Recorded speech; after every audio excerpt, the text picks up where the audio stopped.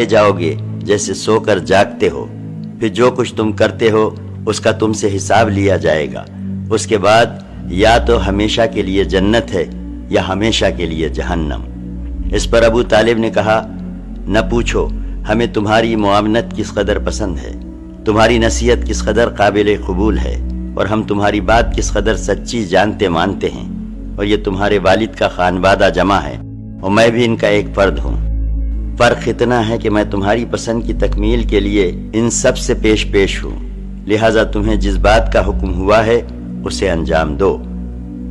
بخدا میں تمہاری مسلسل حفاظت و اعانت کرتا رہوں گا، البتہ میری طبیعت عبد المطلب کا دین چھوڑنے پر راضی نہیں۔ ابو لہب نے کہا، یہ خدا کی قسم برائی ہے، آپ کے ہاتھ دوسروں سے پہلے تم لوگ خود ہی پکڑ لو۔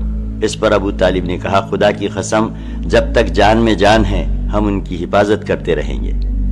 کوہ صفا پر جب نبی کریم صلی اللہ علیہ وسلم نے اچھی طرح اطمینان کر لیا کہ اللہ کے دین کی تبلیغ کے دوران ابو طالب ان کی حمایت کریں گے، تو ایک روز آپ صلی اللہ علیہ وسلم نے کوہ صفا پر چڑھ کر یہ آواز لگائی، یا صباحا، ہائے صبح۔ یہ پکار سن کر قریش کے قبائل آپ صلی اللہ علیہ وسلم کے پاس جمع ہو گئے۔ آپ صلی اللہ علیہ وسلم نے انہیں خدا کی توحید، اپنی رسالت اور یوم آخرت پر ایمان لانے کی دعوت دی۔ اس واقعے کا ایک ٹکڑا صحیح بخاری میں ابن عباس رضی اللہ عنہ سے اس طرح مروی ہے، وَأَنذِرْ عَشِيرَتَكَ الْأَقْرَبِينَ نازل ہوئی تو نبی کریم صلی اللہ علیہ وسلم نے کوہ صفا پر چڑھ کر بطون قریش کو آواز لگانی شروع کی، اے بنی فہر، اے بنی عدی، یہاں تک کہ سب کے سب اکٹھا ہو گئے، حتیٰ کہ اگر کوئی آدمی خود نہ جا سکتا تھا تو اپنا قاصد بھیج دیتا تھا کہ دیکھے معاملہ کیا ہے۔ غرض قریش آ گئے، ابو لہب بھی آ گیا۔ اس کے بعد آپ صلی اللہ علیہ وسلم نے فرمایا، تم لوگ یہ بتاؤ، اگر میں یہ خبر دوں کہ ادھر وادی میں شہ سواروں کی ایک جماعت ہے جو تم پر چھاپا مارنا چاہتی ہے، تو کیا تم مجھے سچا مانو گے؟ لوگوں نے کہا، ہاں، ہم نے آپ پر سچ ہی کا تجربہ کیا ہے۔ آپ صلی اللہ علیہ وسلم نے فرمایا، اچھا، تو میں تمہیں ایک سخت عذاب سے پہلے خبردار کرنے کے لیے بھیجا گیا ہوں۔ اس پر ابو لہب نے کہا، تو سارے دن غارت ہو، تو نے ہمیں اسی لیے جمع کیا تھا؟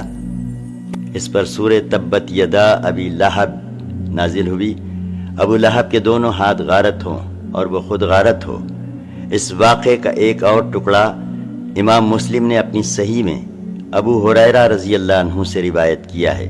وہ کہتے ہیں کہ جب آیت وَأَنذِرْ عَشِيرَتَكَ الْأَقْرَبِينَ نازل ہوئی تو رسول اللہ صلی اللہ علیہ وسلم نے پکار لگائی۔ یہ پکار عام بھی تھی اور خاص بھی۔ آپ صلی اللہ علیہ وسلم نے کہا، اے جماعت قریش، اپنے آپ کو جہنم سے بچاؤ، اے بنی کعب، اپنے آپ کو جہنم سے بچاؤ، اے محمد کی بیٹی فاطمہ، اپنے آپ کو جہنم سے بچا، کیونکہ میں تم لوگوں کو اللہ کی گرفت سے بچانے کا کچھ بھی اختیار نہیں رکھتا، البتہ تم لوگوں سے نسب و قرابت کے تعلقات ہیں جسے میں اس کی طریق کے مطابق تر کروں گا۔ یہ بانگ درا غایت تبلیغ تھی۔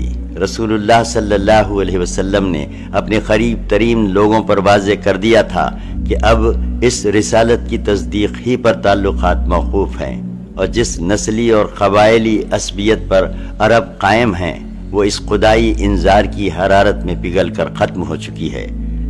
حق کا واشگاف اعلان اور مشرکین کا رد عمل۔ اس آواز کی گونج مکہ کے اطراف سنائی دے ہی رہی تھی کہ اللہ تعالیٰ کا ایک اور حکم نازل ہوا، فَاصْدَعْ بِمَا تُؤْمَرُ وَأَعْرِضْ عَنِ الْمُشْرِكِينَ سورہ 15 آیت 94۔ آپ کو جو حکم ملا ہے اسے کھول کر بیان کر دیجئے اور مشرکین سے رخ پھیر لیجئے۔ اس کے بعد رسول اللہ صلی اللہ علیہ وسلم نے شرک کے خرافات اور اباطیل کا پردہ چاک کرنا اور بتوں کی حقیقت اور قدر و قیمت کو واشگاف کرنا شروع کر دیا۔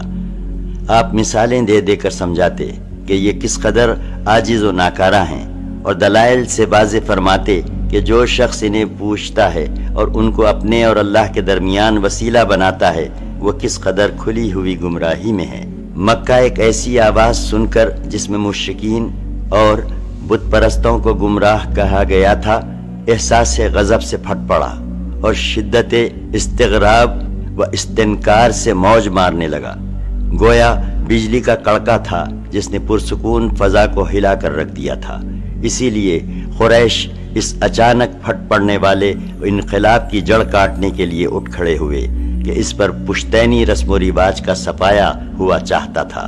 قریش اٹھ پڑے کیونکہ وہ جانتے تھے کہ غیر اللہ کی الوہیت کے انکار اور رسالت و آخرت پر ایمان لانے کا مطلب یہ ہے کہ اپنے آپ کو مکمل طور پر اس رسالت کے حوالے کر دیا جائے اور اس کی بے چوں و چرا اطاعت کی جائے، یعنی اس طرح کہ دوسرے تو درکنار، خود اپنی جان اور اپنے مال تک کے بارے میں کوئی اختیار نہ رہے۔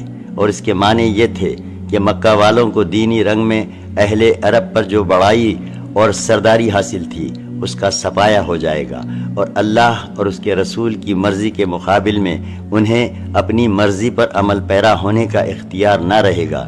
یعنی نچلے طبقے پر انہوں نے جو مظالم روا رکھے تھے اور صبح و شام جن برائیوں میں لت پت رہتے تھے ان سے دستکش ہوتے ہی بنے گی۔ قریش اس مطلب کو اچھی طرح سمجھ رہے تھے، اس لیے ان کی طبیعت اس رسوا کن پوزیشن کو قبول کرنے کے لیے تیار نہ تھی، لیکن کسی شرف اور خیر کے پیش نظر نہیں، بل یرید الانسان لیبجر امامہ، سورہ 75 آیت 5، بلکہ اس لیے کہ انسان چاہتا ہے کہ آئندہ بھی برائی کرتا رہے۔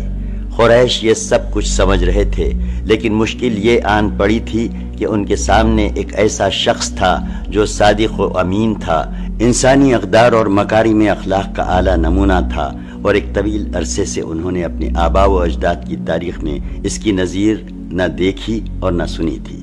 آخر اس کے بالمقابل کریں تو کیا کریں؟ قریش حیران تھے اور انہیں واقعی حیران ہونا چاہیے تھا۔